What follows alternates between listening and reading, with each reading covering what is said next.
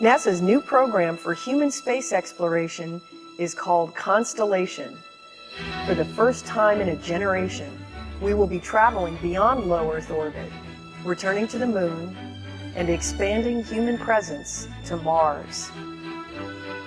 Exploration must be taken in steps. Because we learn from every journey, there is a link between every place we go.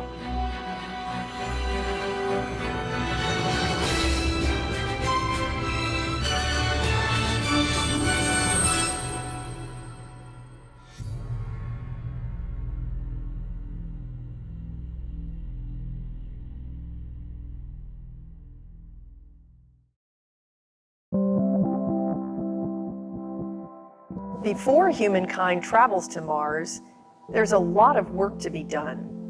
With every mission, we get smarter about exploration, learning the capabilities of our hardware, learning about the environment, building partnerships, and ultimately reducing the risks of spaceflight through our knowledge gained.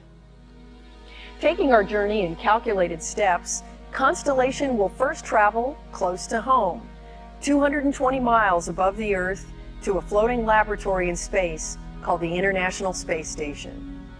I'm Pam Melroy. As a space shuttle pilot and then shuttle commander, I've visited the space station 3 times. The station is the largest spacecraft ever built. Constructed piece by piece in low Earth orbit, it is the greatest engineering feat humankind has ever attempted. The station allows unique scientific research to take place without the constraints of gravity. But you might be surprised to discover it also plays an important part in our return to the Moon, and ultimately, humans setting foot on Mars. The Orion spacecraft is America's next manned spacecraft. So the vehicle is going to be capable of low Earth orbit operations and also capable of going beyond low Earth orbit. This new spacecraft design takes advantage of being able to do both. It's a very flexible design. Orion serves a need for space station. It brings crews back and forth. It brings supplies, some supplies back and forth, some critical things with it. But the missions to space stations serve a big purpose for Orion as well. It's you don't want to take the new car out on the long duration road trip the first time out. So from a strictly Orion perspective, we get a lot of benefit from these near Earth, low Earth orbit missions to try out the spacecraft. When we go to a station, virtually all the functions that we need on lunar for Orion will be exercised. You need power generation, you need thermal control, obviously all the avionics, you need rendezvous and docking, which are critical, obviously, for a lunar mission where you're sending a module to the surface and then having to rejoin with it when it returns. So virtually every system that has to be used for lunar is used during those low Earth orbit missions.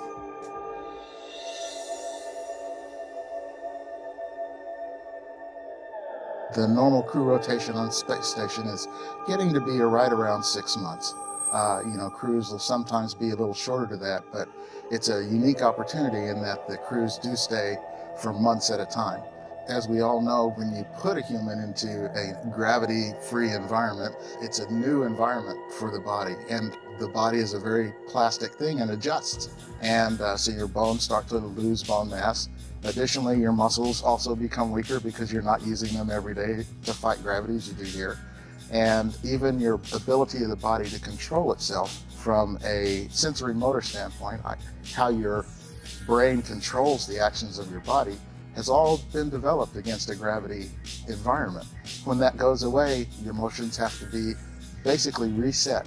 The entire human research program that NASA is currently working with was very carefully reviewed to focus the efforts during ISS on answering constellation-related problems, answering exploration-related problems. For example, we are actively looking at pharmacological countermeasures to bone loss, to exercise and nutrition as countermeasures to both bone and muscle loss, and specific types of training for the crew to help manage their sensory motor problems. And so station is a unique opportunity to look at both how the human changes during that time and how, as a support organization, you have to adjust and support those people to allow them to function when they get to the place they want to go.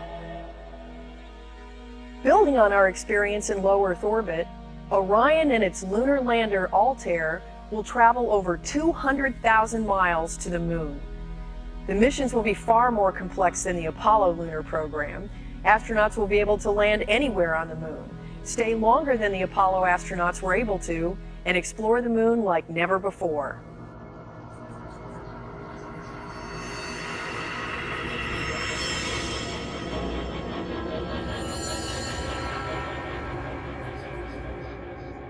Well, the Moon is fascinating to certain astronomers and geologists because it's an example of a terrestrial planet that never got past early stages of development. So on the Moon, we can look at features and processes that have been preserved for 3 to 4 billion years and see things that probably were happening on the Earth but have been erased by all of the erosional processes on the Earth. So the Moon, however, is like a history lesson and a textbook on the early days of the solar system. The Apollo missions were 3-day missions to equatorial regions, and they did do some scientific exploration of the areas around which they landed. But in the Constellation Program, we're going to the Moon to be able to learn how to live there, to stay there, to use resources that are present to enable our missions and deal with these problems in a situation where the crew is further away from Earth. The Constellation lunar exploration scenarios fall into 2 different categories. With the Altair lunar lander, we can set a crew of 4 down anywhere on the surface of the Moon and sustain them for 7 days, whether it's to deploy a telescope or perform a geologic expedition. There's another configuration, another variant, if you will, of the Altair lunar lander, and that's called a cargo lander. And this Altair cargo version will enable us to deliver large pieces of a lunar outpost infrastructure, like a big habitat or several pressurized rovers or a large power generation capability. All the necessary building blocks of a lunar outpost, and this outpost will sustain a crew of 4 for missions up to 180 days. So the Altair lunar lander will be the mode by which we bring the crew back and forth. It will take the crew there, wait for them for their 180-day stay, and then be capable of bringing them back to the Orion spacecraft in low lunar orbit. The Constellation Lunar Program operations will really be focusing in on what are the capabilities and the techniques that we need to develop to master in order to reduce the risks associated with sending humans to Mars. As an astronomer, I've always found Mars to be one of the most fascinating planets in our solar system. Robotic rovers have explored the planet, capturing our imagination and giving us a glimpse at its many mysteries. Ultimately, the Constellation mission plan works towards building on this knowledge and putting human scientific expeditions on the red planet. Mars is a planet which is more geologically complex than the Moon, and it has had water on it at some time, interacting with it, and we see huge tectonic features and gigantic volcanoes. I mean, the Olympus Mons is one of the largest volcanoes in the solar system, about the size of the state of Arizona. So these features are new things to investigate, and of course there's always the intriguing possibility that early in the history of Mars, when there was water, there might have been the early development of life forms or something precursors to life. Human exploration of Mars is different than any mission we've conducted before. During Apollo, the missions were fairly short, 3 days there, 3 days exploring the surface, and 3 days coming back. But with human exploration of Mars, it's much more difficult. It'll take about 6 months for the crew to get out to Mars. That's about what we do on space station in a crew rotation mission, so we're learning a lot there. Once crews get to Mars, they'll explore the planet for about 500 days, waiting for the proper alignment between Earth and Mars. And when that alignment occurs, it'll take about another 6 months to come back. So overall, it's about a 2.5-year mission. Again, 6 months out, 1.5 years there, and 6 months coming back. Future human exploration of Mars will be a stepwise progression, starting here on Earth analogs, learning how to test systems and how things operate. Constellation systems that we're developing today will feed in very nicely to future human exploration of Mars. Launching the Orion capsule fits in perfectly in terms of delivering crew to low Earth orbit, up to 6 crew. The space station fits in terms of being a very vital test bed for human operations in space.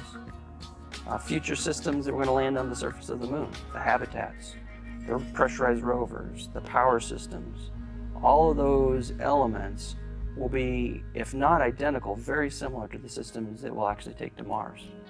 So everything we're doing today within Constellation has a very strong feed forward from the space station to the moon, all the way to future human exploration of Mars.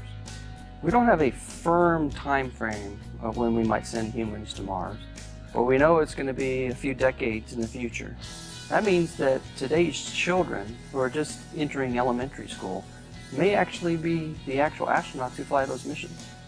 So inspiring children to pursue math and science is very vital that we keep that going, so those children can actually be the ones that explore Mars. You know, that's one of the tasks that NASA has for humanity, is to start to extend our presence off this planet. Unlike the past, where many of the children did not have an expectation that humanity was moving in that direction, the current generation does. It is part of their culture. And so I think we'll be well positioned for that as long as we prepare them for all the things that are necessary, that, you know, we commit to education and preparing them for the skills that it's necessary to go there. I think a lot about the longevity of the Constellation Program. I have a 5-year-old daughter. She has her little Orion mock-up, like many of the children of people that work in the Constellation Program. And so I think a lot about the legacy that we leave in these early missions and how that will evolve over time and be the space program that my daughter will inherit and her daughter and son will inherit someday. I think that's where a lot of the pride in what we do is that we feel like we are, in fact, the folks that are keeping that alive for our children. So we're now looking at a process of human movement out into the solar system, which has more than just technical implications. It has sociological implications in terms of technology development, in terms of inspiration of youth, in terms of demonstrating leadership in the world, in terms of creating new opportunities for economics and economical development in space, and scientific implications. From Earth orbit to the moon, to Mars and beyond, Constellation is taking a vision for space exploration and turning it into a strategic mission plan. To extend our human presence farther than we have in the past, Constellation will overcome many challenges, make new discoveries, push technology, and write new chapters in space history, one destination at a time. Along every planned step of our journey, we will not only try to answer the mysteries of our solar system, but also satisfy our human desire to explore.